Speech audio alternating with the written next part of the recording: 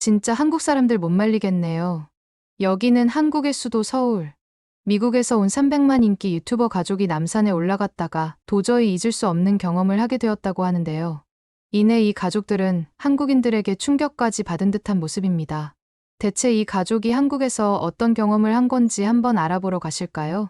안녕하세요. 저는 미국에서 살고 있는 20대 후반 애기 엄마 유튜버 넬라라고 해요. 300만 명이 넘는 구독자분들과 함께 전 세계를 누비며 여행 브이로그를 찍는 게 저의 일이랍니다. 물론 이 모든 여정에는 사랑하는 남편과 눈에 넣어도 아프지 않을 딸 다이어리가 함께하고 있습니다. 혹시 다이어리라는 이름이 좀 특이하다고 느껴지셨나요? 딸이 태어나자마자 남편과 이름을 어떻게 지어야 하나 정말 많이 고민을 해봤는데요. 다이어리에 소중한 추억을 적듯이 딸에게도 아름다운 기억을 하나하나 새겨주고 싶은 마음이 들더라고요. 아무리 생각해도 그보다 더 좋은 이름이 없는 것 같아서 저희는 딸의 이름을 다이어리라고 지었답니다. 평생 간직할 이야기들로 가득 채워질 다이어리처럼 되었으면 해서 말이에요. 저희의 바램대로 온 가족이 함께 세계 곳곳을 누비며 컨텐츠를 만들다 보니 어느새 태국에 도착해 있었어요. 그런데 문득 고민이 생기더라고요. 다음엔 어떤 나라에서 더 멋진 영상을 찍을 수 있을까 하고 말이에요. 바로 그때 남편이 요즘 케이팝과 한국 영화가 전 세계적으로 대세라며 한국에 가보는 게 어떻겠냐고 제안했어요. 저도 그동안 불닭볶음면 챌린지 같은 영상으로 한국 문화를 간접적으로나마 경험해봤던 터라 호기심이 솟구쳤습니다. 새로운 경험이 저희를 기다리고 있을 것만 같았어요. 그래서 한국행을 결심했답니다. 한국까지 갈 때 어떤 비행기를 타야 되나 고민돼서 항공권을 알아보던 중 대한항공이 눈에 들어왔어요. 이전부터 한국 승무원들의 친절함이 유명하다는 얘기를 들어왔거든요. 과연 그 입소문대로일까? 라는 생각이 들어서 직접 체험해보고 싶어졌습니다. 그래서 저희는 빠른 시일 내로 한국에 갈 수 있는 항공권을 예매하고 그 날짜가 되기만을 기다렸어요. 그렇게 한국에 가기로 한 당일 대한항공 비행기에 탑승하자마자 든 생각이 와, 역시 소문이 괜히 생기는 게 아니구나 였어요. 승무원분들의 완벽함에 감탄을 금치 못했습니다. 솔직히 과장 조금 더 보태서 마치 런웨이를 방금 막 걸어 나온 슈퍼모델 같달까요? 어떻게 한국 승무원들은 실력도 갖추고 있는데 이렇게 외모까지 뛰어난지 믿을 수 없었습니다. 남편이 혹시나 승무원을 쳐다보고 있는 게 아닌지 괜히 딴 데 보는 척 힐끔힐끔 쳐다봤다니까요. 물론 미국 항공사 승무원들도 한국처럼 실력 위주로 채용하기는 해요. 하지만 외모를 전혀 보지 않아서 얼굴이 눈에 띄지는 않는 편이거든요. 그런데 한국 승무원들은 보자마자 얼굴부터 보이니 정말 너무나도 모두 예뻐서 진짜 한국에서는 승무원들을 외모를 보고 뽑는 게 아닐까 의심까지 했답니다. 한국으로 가면서 기억에 남는 에피소드 하나가 있어요. 저희는 태국에서 한국에 가기까지 오랜 시간 비행을 해야 돼서 조금 많이 지치고 배고파하는 상태였습니다. 그때 마침 승무원분들이 기내식을 하나씩 나눠주고 계시더군요. 기내식 메뉴는 고를 수 있었는데 이왕 한국에 가는 거 한식을 미리 먹어보는 게 좋겠다 싶어서 저희는 둘 다 비빔밥으로 골랐답니다. 그렇게 승무원분들은 저희한테 비빔밥을 갖다 주셨고 처음 보는 비주얼에 어안이 벙벙했어요. 하얀 쌀밥위로 알록달록 여러 가지 색깔을 가진 야채와 잘게 다져진 고기가 예쁘게 놓여져 있더라고요. 처음에는 덮밥처럼 먹어야 하나 싶어서 숟가락으로 밥 한 숟갈을 떠서 입 안으로 넣으려고 했어요. 그런데 뭔가 이상한 게 하나 눈에 딱 띄더라고요. 그 물건의 모양은 꼭 미니 치약같이 생겼었습니다. 이건 도대체 뭘까 뚫어져라 쳐다봤는데 도대체 그걸 어떻게 써야 할지 감도 안 잡히는 거예요. 남편은 뭐하고 있나 쳐다보니까 저와 같은 생각을 하는 것 같더라고요. 분명히 저 치약같이 생긴 게 비빔밥에서 중요한 역할을 할 수 있겠다 생각하니 도저히 물어보지 않을 수가 없더군요. 그래서 저는 승무원분께 살며시 이 튜브가 뭐냐고 물어봤더니 웃는 얼굴로 어떻게 사용하는지 알려주시더라고요. 승무원분께선 그 튜브 안에는 매콤달콤한 한국 고추장이 들어있다고 하시는 게 아니겠어요? 간에 맞게 적당량 짜서 밥 위에 뿌리고 채소랑 고기를 비벼 먹으라고 하시더군요. 제가 바로 알아듣지 못하니 승무원분께서는 어떻게 먹어야 하는지 손으로 보여주면서 알려주시더라고요. 이렇게까지 섬세하게 설명해 주시는 모습에 한국에 대해서 아무것도 몰라서 생기는 막연함이 줄어드는 걸 느꼈어요. 제가 여러 곳을 여행 다니다 보니 느낀 건 그 나라에 대해 처음 안내해주는 사람이 얼마나 따뜻하고 친절한지에 따라서 새로운 문화를 자연스럽게 받아들일 수 있는지가 다르더라고요. 그런 면에서 한국 승무원분들은 그 어떤 사람도 편안하게 한국 문화에 다가갈 수 있게 해주겠구나 하는 생각이 들었어요. 그리고 제일 감사했던 건 다이어리를 정말 많이 예뻐해준다는 거였답니다. 다이어리가 귀엽다고 어떤 승무원분이 비행기 인형을 선물로 건네주셨거든요. 그것 덕분에 긴 시간의 비행인데도 불구하고 다이어리가 한 번도 칭얼거리지 않고 편하게 비행을 즐길 수 있었답니다. 저희 가족의 여행 중 최고로 행복한 비행이었어요. 저희는 인천공항에 도착해서도 감탄이 멈추질 않더라고요. 그 넓은 공항에서 사람이 북적이는데도 불구하고 입국 심사대를 순식간에 통과할 수 있었어요. 짐도 나오는데 오래 걸리겠다 싶었는데 눈 깜짝할 사이에 컨베이어 벨트 위로 나타났고요. 빨리빨리의 나라라는 말이 괜히 있는 게 아니구나 싶었습니다. 저희는 오랜 비행 탓에 피곤한 기색을 감추지 못한 채 공항을 빠져나와 택시를 잡았는데 눈앞에 펼쳐진 광경 때문에 또 한 번 놀라고 말았어요. 마치 SF 영화에서 막 튀어나온 것 같이 생긴 최신 전기차 택시가 저희를 기다리고 있었거든요. 조용한 우주선 소리를 내면서 다가오는 모습이 마치 미래도시가 아닐까 하는 생각까지 들었다니까요. 게다가 기사님은 한없이 친절하게도 저희의 무거운 캐리어들을 하나하나 트렁크에 싣는 수고도 마다하지 않으셨어요. 늦은 밤이라 지치고 졸렸는데 그 배려심 넘치는 모습에 긴장감은 풀리고 편안함을 느낄 정도였습니다. 거기에 전기차의 조용하고 부드러운 승차감까지 더해져 어느새 호텔에 도착해 있었습니다. 그런데 투숙객을 맞이하는 호텔 로비의 모습에 또 한 번 깜짝 놀랄 수밖에 없었어요. 뭐랄까, 5성급이 아니라 6성급 정도는 되는 느낌이랄까요? 넓은 로비를 가로지르며 체크인을 하고 방에 들어가는데 감탄사가 절로 나왔습니다. 거실과 침실이 층으로 분리된 복층 구조더라고요.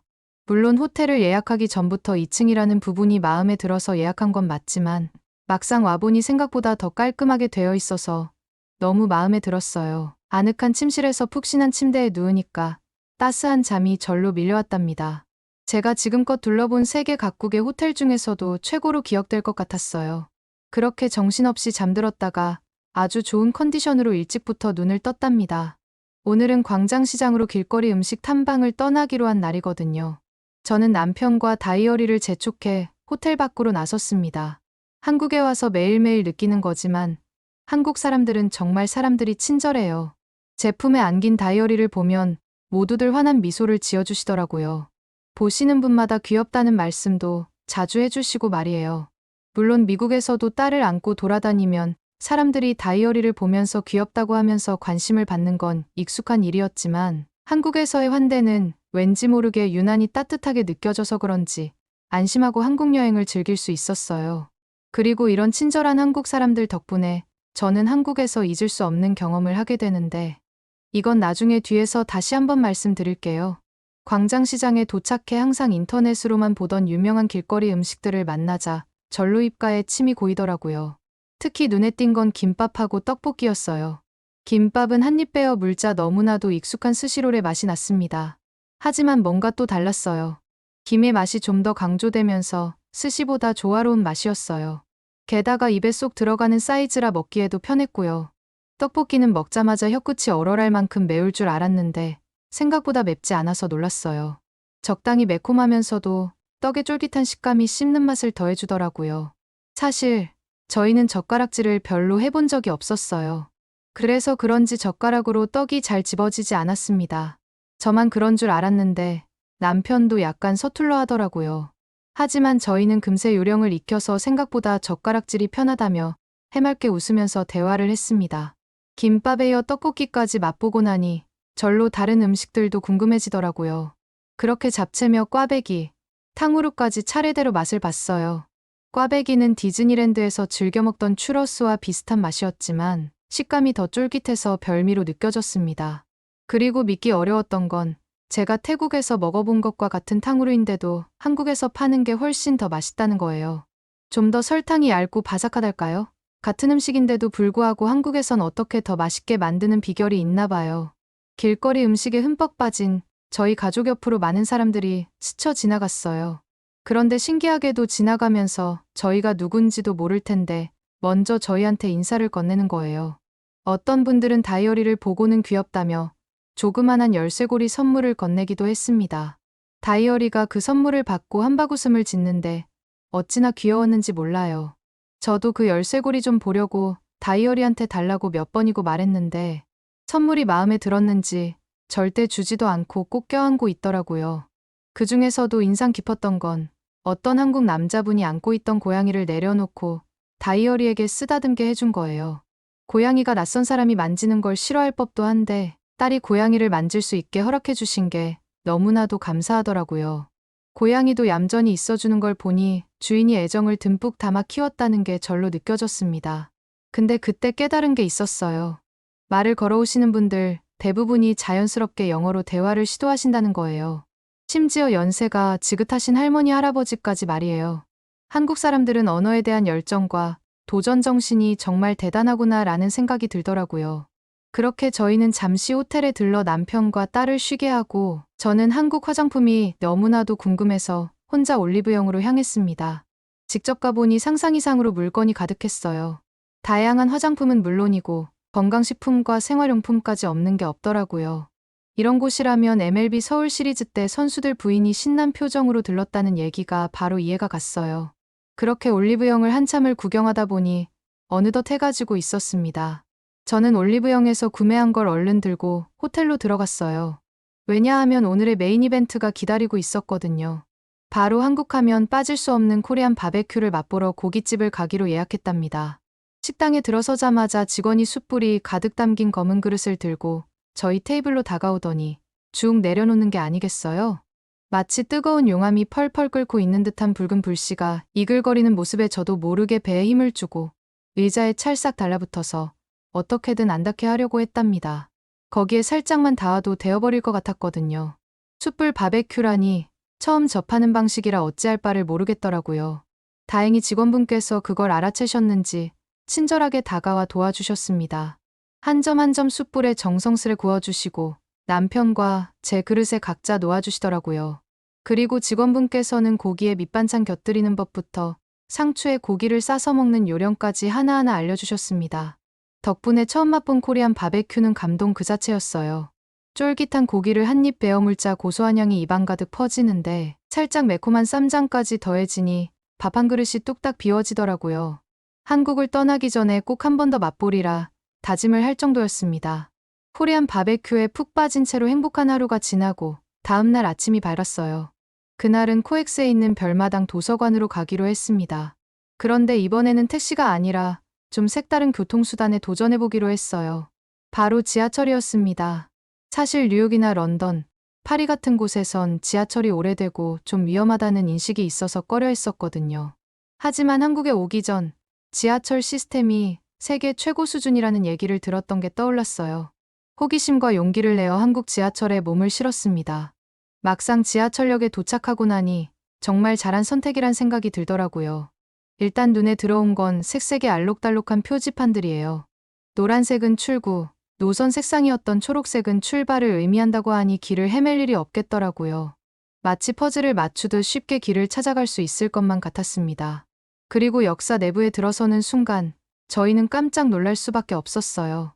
바닥은 물론 구석구석이 깨끗하게 반짝였고 공기마저 상쾌하게 느껴졌거든요. 이렇게 쾌적한 지하철이라니 저희는 그것에 반해서 그때부터 한국을 떠날 때까지 온통 지하철만 타고 다녔답니다.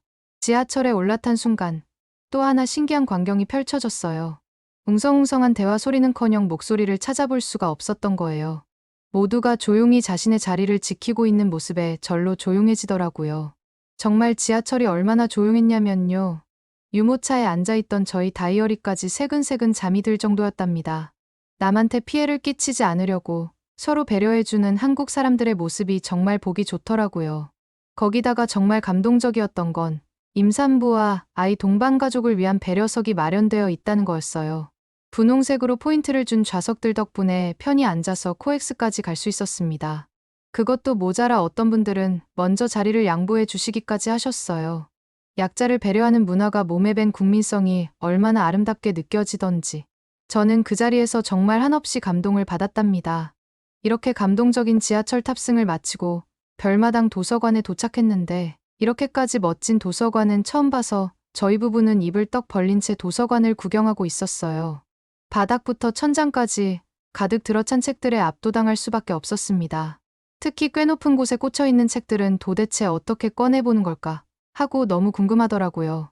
책 향기에 푹 빠져 즐거운 시간을 보낸 뒤 코엑스에서 저녁을 먹고 나와 한국에서 요즘 유행인 인생네컷이라는 셀카 스튜디오로 향했답니다. 다른 나라의 포토부스 같은 곳이라면 있는 그대로 찍는 게 전부겠지만 여기는 달랐어요. 머리띠, 안경, 가면 등 다채로운 소품으로 각자의 개성을 마음껏 뽐낼 수 있게 해주더라고요. 거기다가 스타일링을 다시 재정리할 수 있게 고데기까지 놓았다니 너무 센스 있다고 생각했답니다. 그런데 인생네컷을 보면서 제일 신기했던 건 이 부스가 무인으로 운영된다는 거였어요. 솔직히 제가 살던 미국에서 이런 무인 가게가 있다면 소품을 훔쳐가달라고 광고하는 꼴이 돼버리는 건 시간 문제일 거예요. 그런데 한국에선 그런 걱정을 할 필요가 없어 보였어요. 모두가 너무나 당연하게 사용하고 제자리에 놓는 것이 당연했고 저는 그 모습에 절로 감탄이 나왔답니다. 어떻게 한국 사람들은 남의 물건에 탐을 내지 않는 건지 정말 신기했습니다. 사실 무인이어서 퀄리티는 기대하지 않았는데 은근한 보정까지 돼서 나온 사진을 보면서 저희는 깜짝 놀랐어요. 진짜 한 번 더 찍어야 되나 고민까지 했다니까요. 저희는 그렇게 행복한 하루를 보냈답니다. 그렇게 다음 날이 되었고 오늘은 정말 특별한 날이었어요. 5월 둘째 주 일요일, 미국에선 매년 이날이 어머니의 날로 지정되어 있거든요. 작년에 다이어리를 낳은 저에겐 엄마로서 맞이하는 첫 번째 어머니의 날이기도 했습니다. 이날은 제가 평생 잊지 못할 것만 같은 일이 생겼답니다. 오늘 아침 다이어리가 저한테 평생 잊을 수 없는 선물을 줬습니다. 다름이 아니라 다이어리의 입에서 처음으로 엄마라는 말이 나온 거 아니겠어요? 지금까지는 말도 못하고 웅얼대기만 했었는데 이렇게 뜻깊은 날 엄마라는 소리를 들을 수 있다니 너무 감격스러워서 눈물이 핑 돌더라고요. 저는 브이로그 유튜버라 거의 모든 순간을 카메라에 담는데 아이러니하게도 다이어리가 처음 엄마라고 부르는 장면은 찍지 못했어요. 정말 아쉽긴 하지만 그 순간을 남편과 제가 똑똑히 목격했으니 마음속에라도 고스란히 간직하자고 했답니다. 그렇게 뭉클한 마음을 간직한 채 그날의 첫 코스로 향한 곳은 경복궁 근처의 한복대여점이었어요. 경복궁에서 한복 체험을 해보기로 했거든요. 가게 안으로 들어서는 순간 형형색색의 고운 비단 옷감들이 눈앞에 펼쳐졌어요. 한복이 이렇게 다양한 색상으로 나온다는 걸 정말 처음 알았답니다. 많은 한복들이 마음에 들었지만 그 중에서 제일 마음에 쏙 든 건 다이어리도 입을 수 있는 사이즈로 나온 미니 한복이었어요. 딸과 똑같은 색상의 한복을 골라 입을 수 있게 되니 너무 기쁘더라고요. 남편도 무엇을 입을까 많이 고민하던 중에 한 모자를 골랐습니다. 모자가 생각보다 길어서 쓰면 웃기지 않을까 생각했는데 막상 남편이 그 모자를 쓴 걸 보니 멋있더라고요. 어느 정도 멋있었냐면요. 정말 연애 때 감정이 다시 샘솟을 정도로 남편이 멋있었어요. 물론 여전히 남편을 사랑하는 건 똑같지만 말이에요. 어떤 말인지 다들 이해하시죠? 저희 가족은 그렇게 각자 마음에 드는 한복으로 단장하고 경복궁으로 들어갔어요. 울긋불긋 화려한 색감의 궁궐들과 어우러진 한복 자태가 너무 잘 어울려서 뿌듯하기까지 하더라고요. 전통 의상을 입고 경복궁을 거니는 경험을 할 수 있다는 게 정말 멋지다고 생각이 들었어요. 경복궁 나들이를 신나게 마치고 저희는 이 근처의 한국의 건축물을 경험해 볼 수 있는 북촌 한옥마을로 발걸음을 옮겼어요. 그런데 좀 특이한 게 있더라고요. 한옥마을은 정해진 시간에만 입장할 수 있고 관람객들도 최대한 조용히 해야 한다는 거였어요. 알고 보니 지금도 이곳에서 실제로 생활하시는 분들이 있다고 하시더라고요. 옛 정취가 물씬 풍기는 공간에서 현대인의 삶이 고스란히 이어지고 있다니 너무나 매력적인 공존의 모습이라는 생각이 들었답니다. 사실 한옥마을 구경이 쉽지만은 않았는데 오르막길이 곳곳에 숨어 있어서 다이어리의 유모차를 끌고 다니기가 만만치 않았답니다. 그래도 한옥들이 옹기종기 귀엽게 모여있는 풍경에 넋을 놓다 보니 그마저도 잊게 되더라고요. 게다가 신기하게도 다이어리가 이곳에서는 마음이 편했는지 금세 낮잠에 들었답니다. 평화로운 분위기에 취해 꾸벅꾸벅 졸던 다이어리 덕분에 유모차 밀기가 한결 수월해졌습니다. 한국에서의 여행은 전반적으로 너무나 즐겁고 행복했지만 딱 한 가지 아쉬운 점이 있다면 식당에서 주는 물컵의 크기예요. 너무 작아서 갈증을 해소하려면 자그마치 15번은 들이켜야 할 정도여서 꽤 답답했거든요. 물을 이렇게나 자주 떠야 할 줄은 몰랐다니까요. 하지만 그거 말고는 한국이 정말 살기 좋은 나라란 걸 곳곳에서 느낄 수 있었어요. 특히 유모차를 끌고 다니면서 체감한 한국의 치안은 정말 최고였습니다. 사실 저희 가족은 전 세계를 돌아다니다 보니 유모차를 일일이 가지고 다니는 건 너무 번거로운 일이었거든요. 한국에서 가장 좋았던 점은 하루에 4달러 정도만 내면 유모차를 빌릴 수 있다는 거였어요. 물론 다른 나라에서도 유모차를 대여해주는 경우가 있긴 한데 시도도 못 해봤거든요. 혹시나 유모차를 누군가 훔쳐가면 그땐 정말 난감한 일이 생기는 거니까요. 하지만 한국에서는 치안이 정말 좋다고 하기에 용기를 내서 유모차를 빌렸답니다. 역시나 한국에선 신기하게도 유모차를 잠시 두고 온 사이라도 훔쳐가는 일이 단 한 번도 없는 게 아니겠어요? 그래서 유모차가 없어질 일은 생각하지도 않고 마음 편히 여행을 즐길 수 있었습니다. 이런 안전함 덕분에 한국에서의 나날들이 더 특별하게 느껴졌어요. 오죽하면 제가 유튜브 영상에서도 한국에 아이를 데리고 간다면 유모차를 가져오지 말고 꼭 대여하라고 꿀팁이라고 말을 할 정도로였다니까요. 저희는 미국으로 돌아가기 전에 지난번에 먹어본 코리안 바베큐가 너무 맛있어서 다른 가게를 한 번 더 가보기로 했습니다. 그런데 거기서 생각해보지도 못한 획기적인 주문 시스템을 발견했어요. 테이블마다 태블릿 PC가 설치되어 있는데 직원 말고 그걸로 주문하면 되더라고요. 저희는 당연히 그거로 주문하게 되면 꽤 오랜 시간이 걸릴 줄 알았는데 전혀 그렇지 않은 거 있죠? 주문하고 고작 20초 만에 직원이 딱 나오는 거예요. 제가 이걸 발견하자마자 남편한테 말을 했는데 처음엔 남편이 말도 안 된다고 믿질 않더라고요. 오죽하면 저희는 실험 삼아 물 한 잔 주문해서 초를 재기까지 했답니다. 남편과 제가 물을 주문하고 초를 세웠는데 직원분께서 진짜 20초 만에 도착하는 거 있죠? 남편도 믿기지 않았는지 이걸 보고 신기하다며 얼마나 웃었는지 몰라요. 이번엔 직원분이 구워주는 게 아니라 저희가 직접 구워 먹었는데 노릇노릇 잘 익은 고기를 한 입 베어 물자 입안 가득 육즙이 퍼지더라고요. 2번씩이나 와본 보람이 있었달까요? 한국에서 여행하면서 제일 인상 깊었던 부분은 남산으로 이동해서였어요. 저희는 남산 케이블카를 타고 천천히 정상으로 올라갔답니다. 꼭대기로 올라가 보니 서울의 모습이 한눈에 들어오는데 멋진 풍경에 절로 탄성이 나오더라고요. 서울은 작은 줄 알았는데 제 예상을 훌쩍 뛰어넘는 거대한 도시라는 걸 실감하기도 했어요. 저희는 뭐랄까 둘러보고 있었는데 다들 남산에 올라와서 자물쇠를 달고 있더라고요. 남편한테 저도 어머니 날을 기념해서 사랑의 자물쇠를 걸고 싶다고 말하니 잽싸게 자물쇠를 하나를 어디선가 사오더군요. 저는 저희 가족의 이름하고 날짜, 그리고 다이어리랑 함께 그린 하트까지 새겨서 영원히 간직하고 싶은 이 순간을 기록했답니다. 앞으로도 잊지 못할 추억이 될 것만 같았거든요. 자물쇠를 달고 오니 날씨가 부쩍 쌀쌀해지기 시작했어요. 꽤 높은 곳이라서 그런지 다이어리가 감기라도 걸리면 어쩌나 걱정이 앞섰습니다. 어떻게 해야 되나 당황해서 두리번거리던 중 결국 안 되겠다 싶어서 얼른 숙소로 돌아가려는데 그때 갑자기 낯선 한국 사람 몇 분이 저희한테 다가오시는 거예요. 솔직히 처음 뵙는 분들이라 너무 당황스럽고 약간 겁이 나기도 했어요. 설마 무슨 위험한 일이라도 생기는 건 아닐까 싶었거든요. 그런데 그분들 손에 든 걸 보고 그만 저희 부부는 눈이 휘둥그레질 수밖에 없었어요.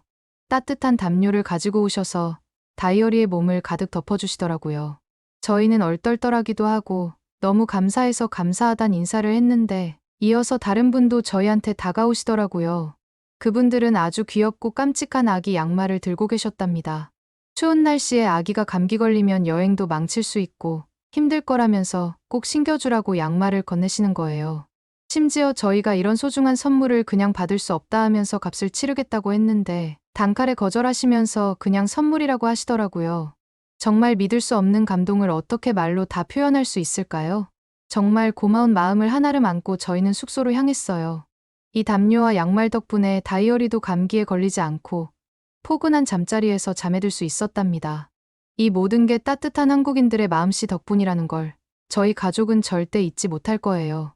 한국은 아름다운 풍경도 맛있는 음식도 많지만 무엇보다 이런 정이 넘치는 사람들이 있어 더 사랑스러운 나라인 것 같아요.